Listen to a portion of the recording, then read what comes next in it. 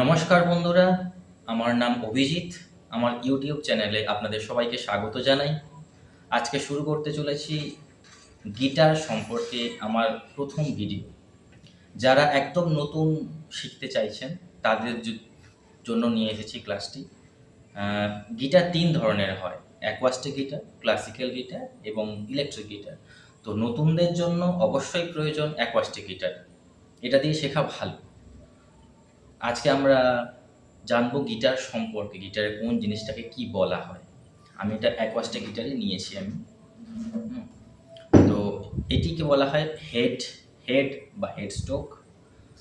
এরপরে আসছে টিউনিং কি, 6টা টিউনিং কি আছে।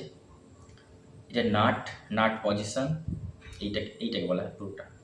তারপরে আসছে একটা ফ্রেট, 1 2 3 4 5 6 এরকম করে 22টা ফ্রেট আছে আমার এই গিটারটিতে।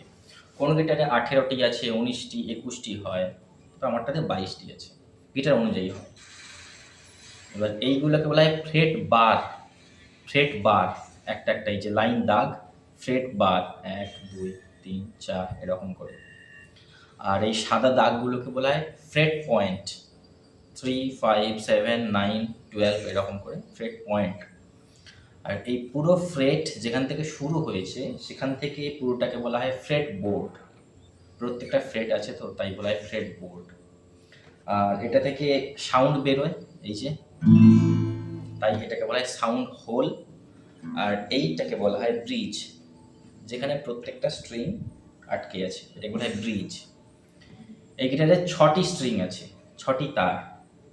আমরা স্ট্রিংগুলির নিচ থেকে আমরা কাউন্ট করি 1 2 3 4 5 6। এই 6টা স্ট্রিংয়ের 6টা নাম আছে। ফার্স্ট স্ট্রিংয়ের নাম ই, বি, জি, ডি, এ, ই। কন্টিনিউ, আবার বলছি, ই, বি, জি, ডি, এ, ই। এই 6টি স্ট্রিংয়ের নাম। তো আজকে আমি গিটার সম্পর্কে বলে দিলাম, আজকে এই পর্যন্তই। পরবর্তী ভিডিওতে গিটার কেমন করে টিউনিং করতে হয়, কেমন করে স্ট্রিং এক্সারসাইজ করতে হয়, নেক্সট স্টেপ আস্তে আস্তে আমরা এগোবো। তো ভিডিওটি ভালো লাগলে অবশ্যই চ্যানেলটি সাবস্ক্রাইব করবেন, লাইক করবেন এবং পরবর্তী ভিডিও পাওয়ার জন্য বেল আইকনে ক্লিক করবেন।